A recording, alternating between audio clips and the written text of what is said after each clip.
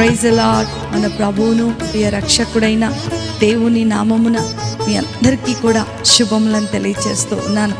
దేవుని కృప మీ మీద నిలిచి ఉండునుగాక. దేవుని యొక్క సన్నిధి, దేవుని యొక్క సమాధానము, దేవుని యొక్క సంతోషము నిత్యము మీకు, మీ కుటుంబాలకు అనుగ్రహించబడను గాక. అందరూ బాగున్నారా? అనుదినము కూడా మీ కొరకు మేము ప్రార్థన చేస్తూ ఉన్నాం. ఆలస్యం చేయకుండా వాక్య భాగంలోనికి వెళ్ళిపోదాం. అందరం కూడా కళ్ళు మూసుకున్నట్లయితే ప్రార్థన చేసుకొని పరిశుద్ధాత్మ దేవుని సహాయంతో వాక్య భాగాన్ని ధ్యానం చేసుకుందాం. మమ్మల్ని మిక్కిలిగా ప్రేమించిన మా ప్రియ పరలోక తండ్రి యేసు స్వామి, నీకున్నతమైన ఘనమైన నామమును బట్టి మీకు వందనాలు చెల్లిస్తూ ఉన్నాం. ఈ యొక్క నైనా సాయంకాల సమయంలో మేము మిమ్మల్ని ఆరాధిస్తూ ఉండగా మా జీవితంలోనికి మీరు రండి. వాక్యము ద్వారా, వాక్యపు వెలుగులోనికి మమ్మలను నడిపించి అయా అతన్ని ఉన్నతమైనటువంటి పిలుపులోనికి మమ్మల్ని అందరినీ కూడా ఎత్తిపట్టుకోమని, ఈ వాక్యం ద్వారా మా జీవితాలను సరిచేసి మమ్మల్ని ఆశీర్వదించి కృప చూపించి బలపరచమని నజరేయుడైన యేసుక్రీస్తు శక్తి కలిగిన నామంలో అతి వినయంతో అడిగి వేడుకొంచున్నాను తండ్రి, ఆమేన్. నా ప్రియమైనటువంటి దేవుని బిడ్డలారా, మనము విత్తువాని యొక్క ఉపమానమును గురించి తెలుసుకున్నాం. ఆ విత్తువాడు విత్తనములను విత్తటానికి బయలుదేరినప్పుడు కొన్ని త్రోవ ప్రక్కన పడ్డాయంట, కొన్ని ముళ్ళ పొదలలో పడ్డాయి, కొన్ని రాళ్లల్లో పడ్డాయి, కొన్ని మంచి నేలను పడ్డాయి. ఇది మనం గత వారం ధ్యానం చేసుకున్నటువంటి అద్భుతమైనటువంటి అంశం. యేసు ప్రభువారు మాట్లాడిన ఈ మాటలో విత్తబడటం ఎంత ప్రాముఖ్యమో, విత్తబడుతున్నటువంటి ఆ నేల కూడా అంతే ప్రాముఖ్యం అన్నటువంటి సంగతిని మనం తెలుసుకుంటూనే ఉన్నాం. ఆ 4 నేలలలో 3 నేలలు నిర్జీవమైపోయినాయి. 3 నేలలు ఫలభరితంగా లేవు. ఎలాంటి ఫలాన్ని చూడలేనటువంటి పరిస్థితిలో ఉన్నాయి. కానీ మనము ఫలించే వారముగా ఉండాలి, మనము అభివృద్ధి చెందే వారముగా ఉండాలి. క్రైస్తవ విశ్వాసములో మనము అనుదినము కూడా స్టెప్ బై స్టెప్ మనము అప్గ్రేడ్ అవుతూ ఉండాలి అన్నది యేసు ప్రభువారి యొక్క ముఖ్యమైనటువంటి ఉద్దేశం. ఇక్కడ మనము ఈరోజు మంచి నేలను కల్టివేట్ చేయడానికి, ఒక మంచి నేలగా మనం ఫలభరితమైనటువంటి జీవితాన్ని జీవించటానికి అవసరమైనటువంటి విషయాలను నేర్చుకోబోతున్నాం. ఒక వ్యవసాయకుని గనక మనం జాగ్రత్తగా గమనించినట్లయితే తన భూమిని సాగు చేయటానికి, తన భూమిని ఫలభరితంగా చేయటానికి ఆ వ్యవసాయకుడు 3 ప్రాముఖ్యమైనటువంటి విషయాలు చేస్తాడు.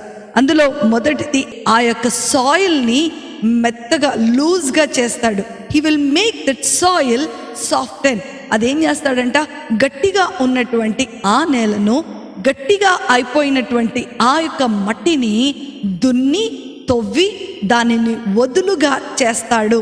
ఒక మొదటి విషయం.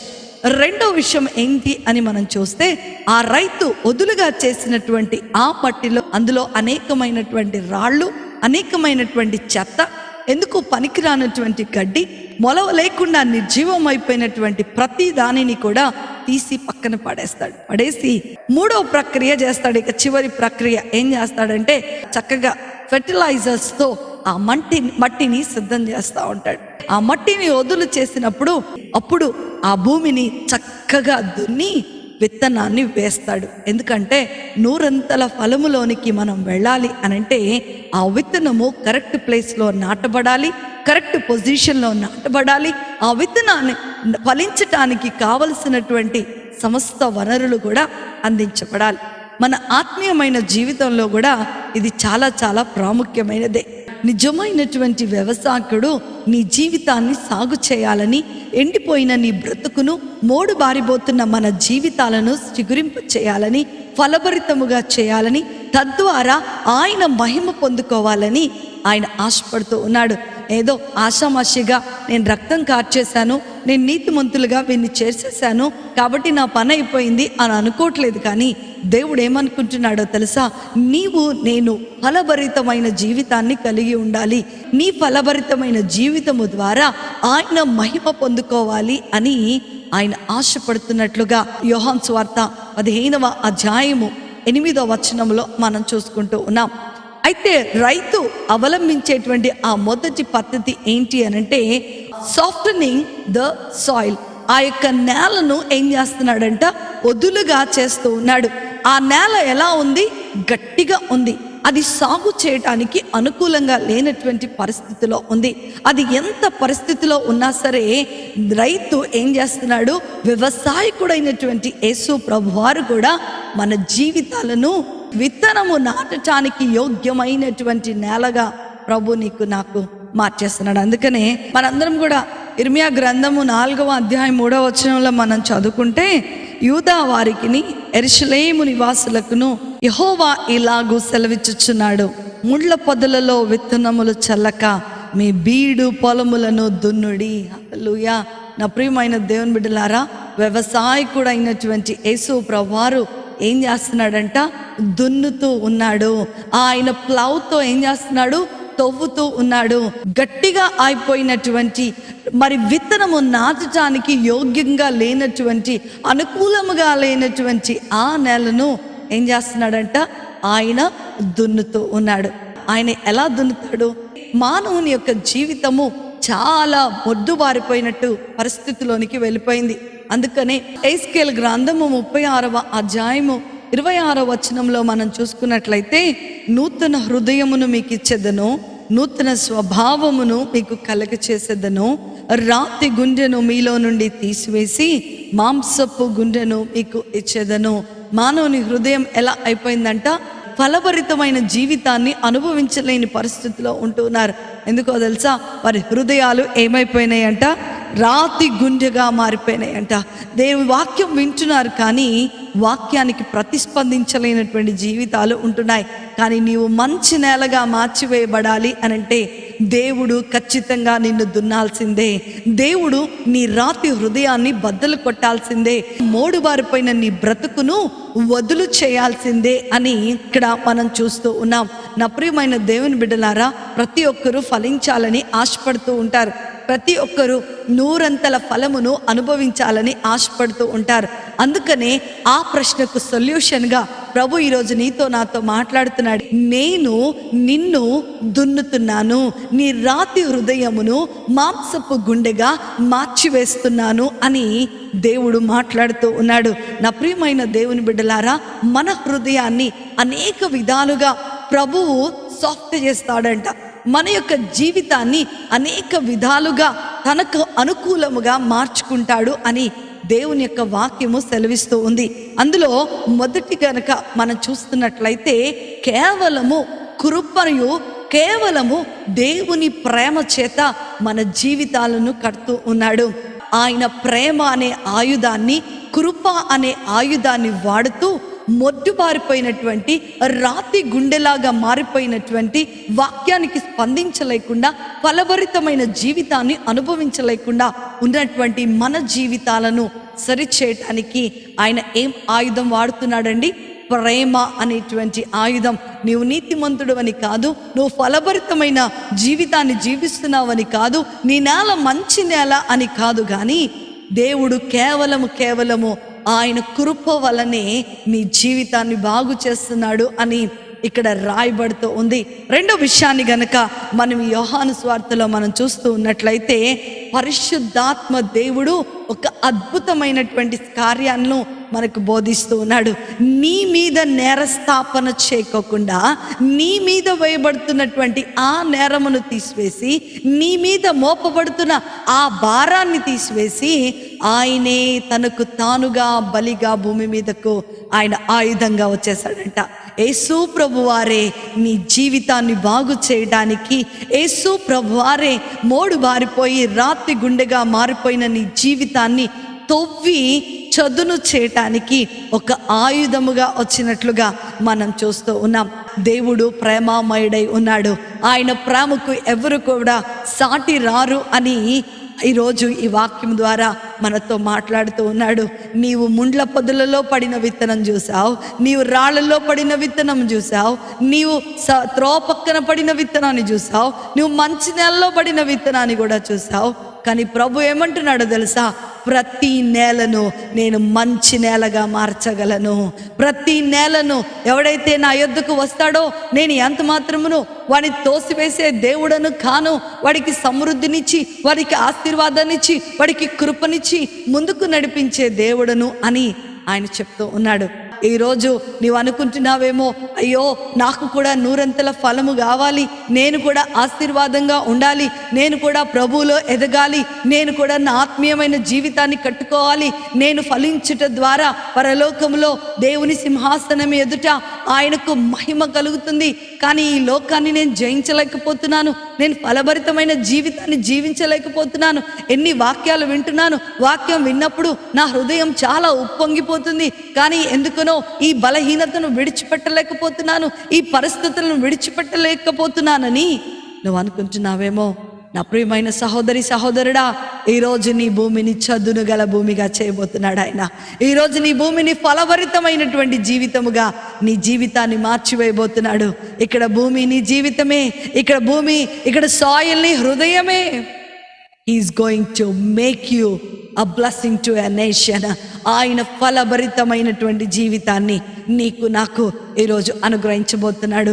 అందుకని ఏం చేస్తున్నాడంట, ప్రేమ అనే ఆయుధాన్ని వాడుతున్నాడు, కృప అనే ఆయుధాన్ని వాడుతూ ఉన్నాడు. తనకు తానే ఆయుధముగా ఈ భూమి మీదకు వచ్చినట్లుగా మనం చూస్తూ ఉన్నాం. చాలాసార్లు విపరీతమైన పరిస్థితులు మన జీవితంలో చోటు చేసుకున్నప్పుడు భయపడిపోతూ ఉంటాం కదా, నిరాశలోనికి వెళ్ళిపోతూ ఉంటాం.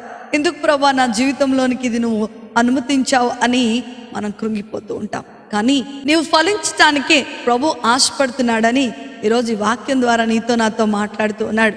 పేతురు దగ్గరకు యేసు ప్రభు వారు వచ్చి ఒక మాట చెప్తున్నారు. పేతురు, సాతాను నిన్ను జల్లెడ పట్టాలని ఇష్టపడుతూ ఉంది, కానీ నీవు ఈ శోధనలో నుండి బయటకు రావటానికి, దీనిని జయించి నూరంతల ఫలమును నీవు పొందుకోవటం కోసము నేను నీ కొరకు ప్రార్థన చేస్తాను.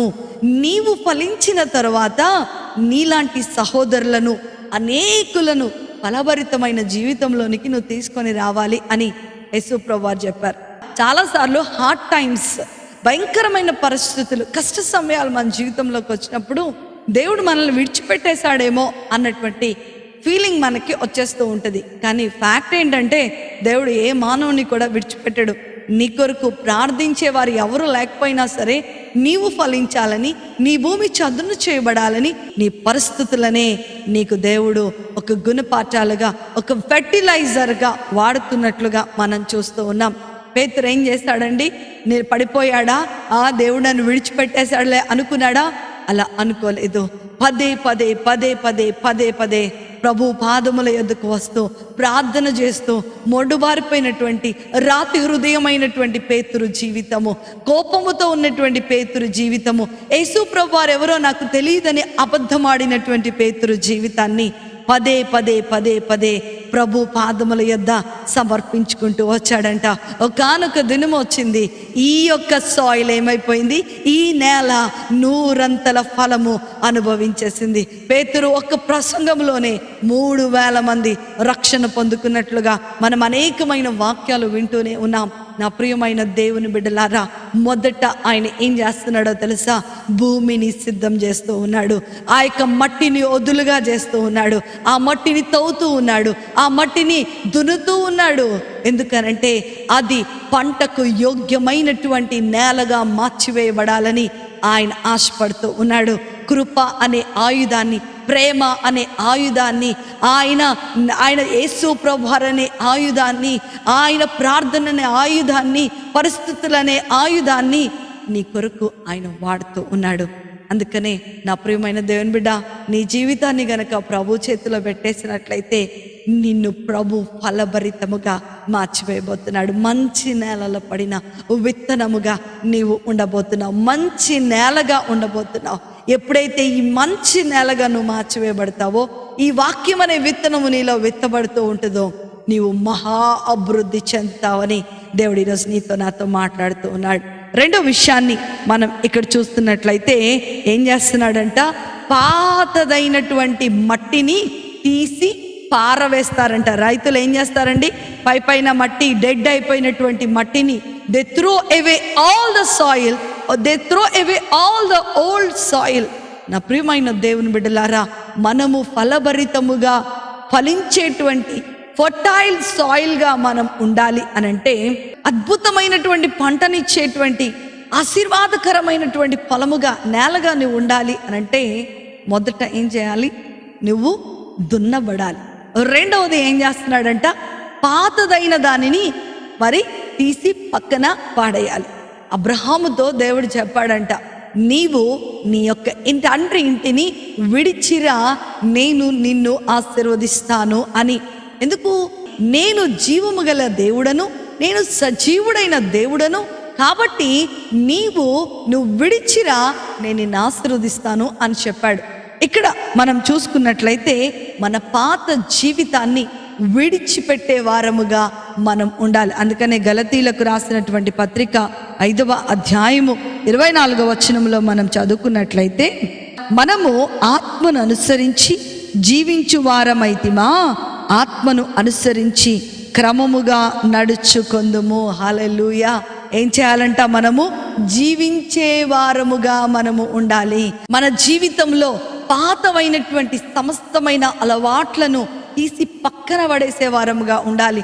Old habits, old thoughts, old thinkings, ఏ కోరికలున్నా సరే పాపభూయిష్టమైన ప్రతి ఆలోచనను మనం విడిచిపెట్టే వారముగా ఉండాలి. అందుకంటే చాలా ప్రాముఖ్యమైనది 1 యోహాను రాసినటువంటి పత్రిక 2వ అధ్యాయం 16వ వచనంలో యోహాను ఏమంటాడంటే, నీవు నేత్రాశయు జీవపుడంబాన్ని అనే ఈ చెత్తను తీసి పారవేయాలి. రైతు ఏం చేశాడు?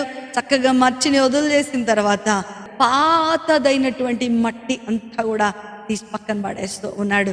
మన పాత జీవితాన్ని, మన పాత బ్రతుకును, మన పాత అలవాట్లను తీసి ఎప్పుడైతే పక్కన పడేస్తామో, దాని వైపుకు తిరిగి చూడకుండా ఉంటామో, నీ యొక్క నేల ఫలభరితంగా మార్చివేయబడుతుంది. నా ప్రియమైన దేవుని బిడ్డలారా, పాత అలవాట్లు పెట్టుకొని పాత పద్ధతులు ఇంకా పాటిస్తూ పాత ఆలోచనలు కలిగి ఉండి నీవు మోహపు చూపుతో, వ్యభిచారపు తలంపులతో, అబద్ధపు జీవితాలతో నీవింకా జీవిస్తూ ఉంటే ఎలా ఫలభరితంగా ఉంటావు?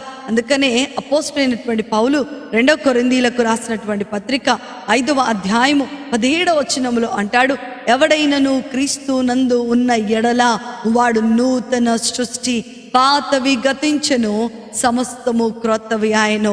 ఈ యొక్క రైతు వ్యవసాయకుడైన యేసు ప్రభు వారు నీవు ఫలభరితంగా ఉండాలని ఎంత ప్రయాసపడుతున్నాడు చూడండి, ఎంత సిద్ధం చేస్తున్నాడు చూడండి. భూమిని చదును చేశాడు, భూమిని లూజ్ చేశాడు. ఇప్పుడు ఏం చేస్తున్నాడో తెలుసా? పాతదంతా కూడా తీసి పక్కన పడేస్తానికి ప్రయత్నం చేస్తున్నాడు. అందుకనే ఆయన ఏమంటున్నాడో తెలుసా? నీవు నాలో ఉంటే నీవు నూతనమైనటువంటి సృష్టివి. ఒక పక్షి గుడ్డును గనక మనం చూసుకున్నట్లయితే ఆ పక్షి ఆ గుడ్డును పొదుగుతూ ఉంటుందంట. ఆ గుడ్డులో ఉన్నటువంటి బిడ్డకు జీవం ఉంటుంది, కానీ అది ఎన్నటెన్నటికి మనకు బయటకు కనపడదు. అది ఆ గుడ్డుని పగలగొట్టుకొని బయటకు వచ్చే వరకు కూడా దానిలో జీవం ఉందని మనకు తెలియదు. అందుకనే ఏమంటాడంటే, రోమీలకు రాసినటువంటి పత్రిక 6వ అధ్యాయము 11వ వచనంలో ఒక అద్భుతమైనటువంటి మాట మనం అక్కడ చూస్తాం. అందుచేత పాపము విషయమై మృతులుగాను, దేవుని విషయమై క్రీస్తు యేసునందు సజీవులముగా మనలను మనము ఎంచుకోవాలి. పాపాన్ని విడిచిపెట్టే వారముగా ఉండాలి. పాపపు క్రియలను విడిచిపెట్టే వారముగా ఉండాలి. పాతదైనటువంటి రోత జీవితాన్ని విడిచిపెట్టే వారముగా ఉండాలి. నీవు ఫలభరితంగా ఉండాలంటే ఈ కార్యాలన్నీ చేయాల్సినదే. నీవు ఫలభరితంగా ఉండాలి అనంటే నీ పాత జీవితాన్ని విడిచివేయాలి. నీవు ఫలభరితంగా ఉండాలి అనంటే నువ్వు విడిచిపెట్టినటువంటి పాపమును ఇంకెన్నడూ కూడా ముట్టుకోకూడదు. నీవు ఫలభరితముగా ఉండాలి అనంటే క్రీస్తు ప్రభుల వారిని నీతిగా నీవు ధరించుకునేవాడవుగా, ధరించుకునే దానవుగా ఉండాలి. నీవు నూతనమైనటువంటి జీవితంలో నూతనమైన ఫలమును, 100 ఫలమును నీవు చూడాలి అనంటే నీ జీవితంలో ఏదైతే చెత్తగా ఉందో, ఏదైతే ఎండిపోయిందో, ఏదైతే పనికి రాకుండా ఉందో వాటన్నిటినీ కూడా తీసి పక్కన పడేయాలి. దీనికి ఒక చక్కటి ఉదాహరణ భక్తుడైనటువంటి దావీదే. దావీదు జీవితంలోనికి కూడా ఘోరమైనటువంటి పాపం వచ్చింది. దావీదు జీవితం ఎండిపోయింది. దావీదు జీవితం ప్రభు చెప్పినట్లుగా కాకుండా ఒక స్త్రీ పాపము చేత పట్టబడి ఏం చేస్తాడంట, తన జీవితం మోడుబారిపోయే పరిస్థితిలోనికి వెళ్ళిపోయింది. అయినా ప్రేమ కలిగినటువంటి దేవుడు, కరుణ కలిగినటువంటి దేవుడు దావీదుకు ఒక చక్కటి అవకాశాన్ని ఇచ్చాడు. దావీదు ఏం చేశాడో తెలుసా? పశ్చాత్తాపడ్డాడు. దేవా నేను చేసింది తప్పే ప్రభా, నేను రాజునయ్యా, నేను ఏమైనా చేయగలను అని చెప్పగలడు. కానీ దావీదు అలా చెప్పలేదు. పశ్చాత్తాపడ్డాడు, కన్నీరు గార్చాడు, వేదన చెందాడు. మరి ఎప్పుడు కూడా ఆ పాపము జోలికి వెళ్ళలేదు. పాపం అతిక్రమములను ఒప్పుకొనివాడు వర్ధిల్లడు గాని వాటిని ఒప్పుకొని విడిచిపెట్టువాడు కనికరము పొందుకుంటాడు అని దేవుని యొక్క వాక్యము సెలవిస్తూ ఉంది. నీవు ఫర్టైల్ అవ్వాలి అనంటే రెండవ ప్రక్రియ ఏంటి అనంటే పాతదైనటువంటిది నీ నుండి తీసివేయబడాలి. పాతదైనటువంటి ఆలోచనలు, పాపము నీ నుండి తీసివేయబడాలి అని ఈరోజు దేవుడు నీతో నాతో మాట్లాడుతూ ఉన్నాడు. నా ప్రియమైన దేవుని బిడ్డలారా, anything which comes an between you and God, just remove it out. ఈరోజు నీలో కోపం ఉందా, తీసి పక్కన పడేసాయి. నీలో చెడు తలంపులు ఉన్నాయా, నీకు పక్కన పడేసాయి. నీలో కోరికలు ఉన్నాయా, తీసి పక్కన పడేసాయి. ప్రభు కొరకు నిలబడటమే నీకు కోరికగా ఉన్నట్లయితే నీ జీవితము నీ ఫలభరితంగా ఉండిపోతుంది. You are going to see the fruit, 100% fruit. దావీదు మహారాజు చెప్పినట్లుగా ఆకు వాడక తన కాలమందు ఫలమిచ్చు చెట్టు వలె నీవు ఉండబోతున్నావు. హల్లెలూయా. నా ప్రియమైన దేవుని బిడ్డ, are you want to be fruitful? ఫలభరితంగా నువ్వు ఉండాలనుకుంటున్నావా? నూరంతల ఫలము నువ్వు అనుభవించాలనుకుంటున్నావా? స్టెప్ బై స్టెప్ బ్లెస్సింగ్లో పైకి వెళ్ళాలనుకుంటున్నావా? Come on, throw it out. ఏది నిన్ను బాధిస్తుందో, ఏది నీ ఆత్మీయ జీవితంలోంచి వెనక్కి లాగుతుందో దాన్ని తీసి పక్కన పడాయి. మూడో విషయాన్ని గనుక మనం ఇక్కడ చూస్తున్నట్లయితే నీలో అక్కడ ఉన్నటువంటి చెత్తను, రాళ్లను తీసి పక్కన పడేయాలి. నా ప్రియమైన దేవుని బిడ్డ, రాళ్ళు ఎక్కడైతే ఉంటాయో అక్కడ వేరు అంత బాగా లోపలికి వెళ్ళదు. పైపైనే వేరు పట్టుకుంటూ ఉంటుంది. కాబట్టి ఆ చెట్టు జీవితంలో పడిపోయే పరిస్థితి వస్తూ ఉంటుంది. నా ప్రియమైనటువంటి దేవుని బిడ్డలారా, నీలో ఉన్నటువంటి చెత్తను, నీలో ఉన్నటువంటి ప్రతి రాయిని నీవు తీసివేశారు. It may be personal, it may be professional, or it may be whatever it may be. ఈరోజు ప్రభు నీతో నాతో మాట్లాడుతూ ఉన్నాడు. హార్డ్ అండ్ థింగ్స్ చాలా మన జీవితంలో ఉంటూ ఉంటాయి. కానీ ఏం చేస్తున్నాడో తెలుసా? ఆయన వాక్యము చేత వాటిని సరిచేస్తున్నట్లుగా మనం చూస్తూ ఉన్నాం. నీవు ఈ రాళ్లలోనికి చొచ్చుకొని పోవాలి అనంటే నీవులో ఉన్నటువంటి అవిశ్వాసాన్ని, నీలో ఉన్నటువంటి ప్రార్థన లేని జీవితాన్ని నువ్వు తీసి పక్కన పడేయాలి. చెత్తను తీసి పక్కన పడేసినట్లయితే నీ జీవితము ఒక రూటెడ్ క్రిస్టియన్ లైఫ్ని చక్కగా ఆ చెట్టు నేలలోనికి వెళ్ళి చక్కగా ఎదుగుతుంది. నా ప్రియమైన దేవుని బిడ్డలారా, అందుకనే దావీదు మహారాజు అంటాడు, 119వ దావీదు కీర్తన 11వ వచనము, నీ ఎదుట నేను పాపము చేయకుండానట్లు నా హృదయములో నీ వాక్యమును ఉంచుకొని ఉన్నాను, అది నన్ను పాపము నుండి కాపాడుతుంది అని కీర్తనాకారుడు అంటూ ఉన్నాడు. నా ప్రియమైన దేవుని బిడ్డలారా, మన హృదయము పరీక్షించుకునే సమయంలోనికి వచ్చాం. ఈ హృదయములో రాళ్ళు చెత్తగా ఉన్న వాటిని, ఈ హృదయములో అవసరము లేని వాటిని, ఈ హృదయములో కూర్చొని నిన్ను ఏలుతున్న ప్రతి పాపమును నీవు పడవేసేటువంటి సమయంలోనికి నీవు వచ్చేసావు. నా ప్రియమైన దేవుని బిడ్డలారా, దేవుని వాక్యము శక్తివంతమైనది, దేవుని వాక్యము బలమైనది, దేవుని వాక్యము అద్భుతమైనది. నువ్వు ఈరోజు ప్రభు ఒక ఆయుధాన్ని వాడుతున్నాడు. నీ భూమి చదును చేయబడుతూ ఉంది. నీ పరిస్థితులను చూసి, నీ యొక్క స్థితిగతులను చూసి నువ్వు కృంగిపోతున్నట్లయితే ఇది ప్రభు నిన్ను చదును చేస్తున్నాడని, నీ పరిస్థితిలో నువ్వు ఫలభరితంగా ఉండటానికి ప్రభు ఒక మార్గాన్ని చూపిస్తున్నాడని నీవు నేను తెలుసుకునే వారముగా ఉండాలి. ఈరోజు ఈ 3 విషయాలు రైతు ఎలా అయితే చేస్తాడో వ్యవసాయకుడైనటువంటి యేసు ప్రభు వారు కూడా ఆయన చదును చేస్తూ ఉన్నాడు. నీ కొరికే ఆయుధముగా వచ్చాడు ఆయన నీ కొరికే ప్రేమతో నీ జీవితాన్ని కడుతున్నాడు. ఆయన నీలో ఉన్న ప్రతి అవిధేయతను తీసివేస్తున్నాడు. ఆయన ఈరోజు ఆ రైతు నిన్ను ఫలభరితంగా చేస్తూ ఉన్నాడు. నీకు నువ్వుగా ఒకవేళ నీ జీవితాన్ని బాగు చేసుకోలేకపోతున్నావేమో, ఆ నేల బాగు చేయబడటం లేదు, అయ్యో నేను ఫలభరితంగా ఉండాలని ఇష్టపడుతున్నాను కానీ నా భూమిని ఎవరైనా చదును చేస్తే బాగుండని నువ్వు అనుకుంటున్నావేమో. ప్రభువు క్రీస్తు ప్రభుల వారు నిన్ను నూతనమైన అభిషేకము చేత నింపబోతున్నాడు. ఈరోజు 100 ఫలము నీవు నీ జీవితంలో చూడబోతున్నావు. కాబట్టి మనం ఏం చేయాలో తెలుసా?